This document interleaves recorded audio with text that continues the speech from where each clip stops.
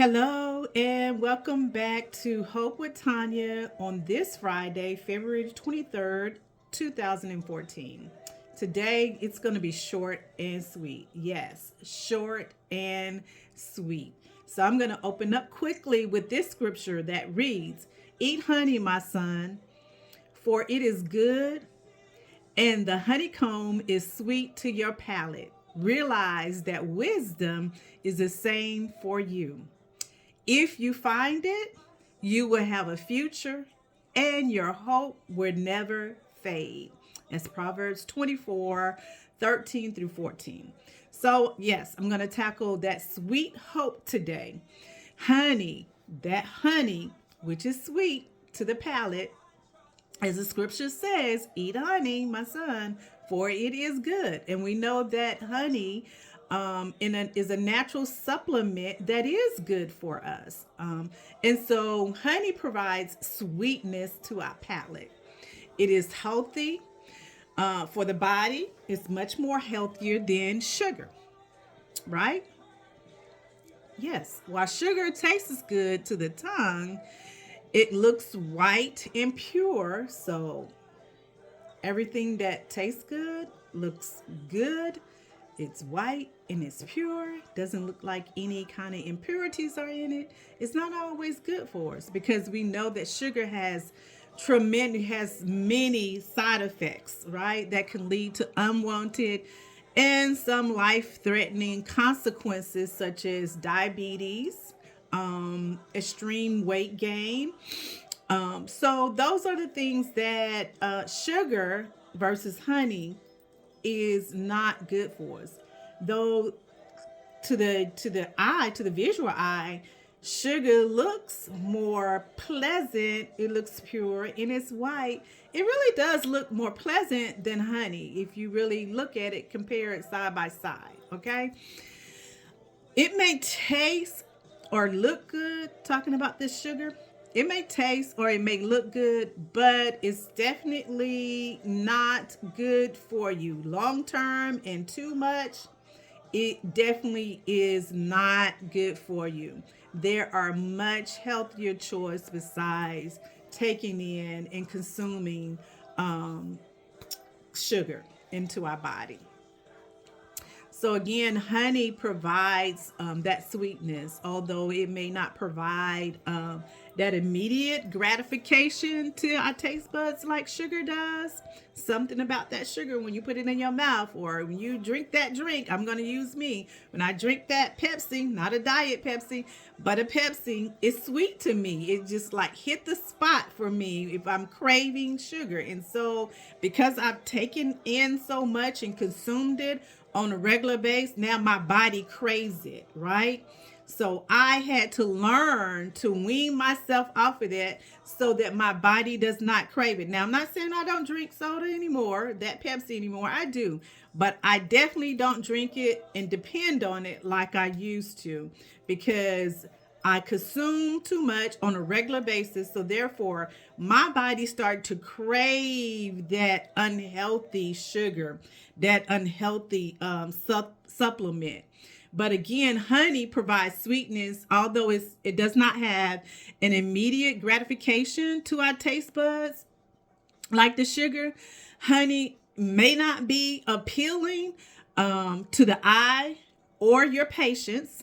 And why I say your patient, because it takes a little longer to pour it out, right? Honey is a little bit more expensive too, so that may not be appealing to you. Sugar is so readily accessible, and I believe they did that for a reason, right? So we become dependent on things that are readily accessible and cheaper. But it takes a time for your honey to pour it out. I'm a tea drinker, so and I use honey. And it takes time for my honey good honey to drip out into my cup. But the healthy qualities of honey go a lot deeper than just being a sweetener. As I said, honey is a good, healthy sweetener for us. It is good for you, adding nutrients and changes that you may not see or you may not feel right away. When I first began to use honey on a regular basis, it took me some time for my palate to get used to the taste of honey, having that honey in my tea. It took me some time. So it didn't feel right away, because I, immediately want, I need some more sugar. I need some instant gratification, some instant sweetness. I need to taste that. I need to feel that going down my throat immediately. And so that's why, we get tripped up sometimes. We get bamboozled. We get fooled sometimes in that instant gratification, because that instant gratification is not good for you. That's why the scripture says, eat honey, my son, for it is good, and the honeycomb is sweet to your palate. Realize that wisdom is the same for you. If you find it, you'll have a future, and your hope will never fade. So it's important for us to get used to what is good for us and get used to it, so our palate, so our appetites crave what is good, crave what is whole, crave what is going to help us, rather than to give us instant gratification. And we have to keep going to it over and over again. Sin, for instance, instant gratification, but we are never being fulfilled. Those things that's outside of Christ, that we know that it's not healthy for us, not good for us, and we keep putting it in and going to it over and over again, but we're never satisfied. It's always that void. It's always that craving for more sugar, for more sweetness, for more sin, for more happiness, for more of this and more of that, and never ever satisfied until we really go to what is healthy and what is good for us. So the scripture uses honey as a metaphor for wisdom. So it is with wisdom. It is healthy and sweet for our soul, and it produces good outcomes for the now and the tomorrow. The scripture says, if you find it, you will have a future, and your hope will never fade, now and forever. So now and tomorrow, all of your tomorrows, this wisdom, this honey will never, your hope will never fade. You will have a future, a sweet future. The intake of wisdom can be a preventive factor against what is unhealthy or dangerously lurking and waiting ahead. So those of us who have grown up with grandmothers or older women, elderly women, and we've listened to them talk, or we've listened to them giving us advice and taking in that advice,